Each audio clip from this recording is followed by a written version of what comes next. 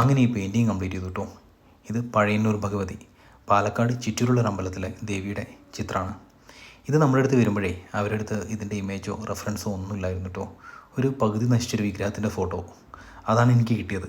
ഞാൻ അത് വെച്ച് സ്കെച്ചൊക്കെ സെറ്റ് ചെയ്തു, അവരെ കാണിച്ചു, പലപ്പോഴും മാറ്റി വരച്ചു, അങ്ങനെ അപ്രൂവലൊക്കെ കിട്ടി.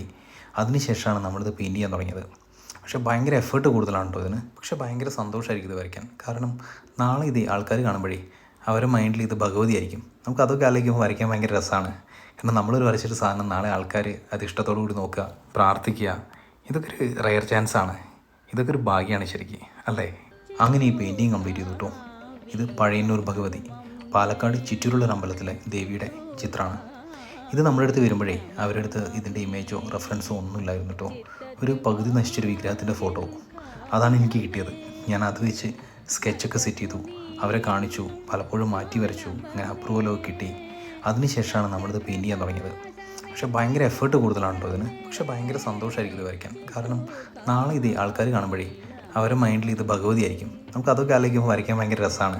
കാരണം നമ്മളൊരു വരച്ചൊരു സാധനം നാളെ ആൾക്കാർ അത് ഇഷ്ടത്തോടു കൂടി നോക്കുക, പ്രാർത്ഥിക്കുക, ഇതൊക്കെ ഒരു റെയർ ചാൻസാണ്.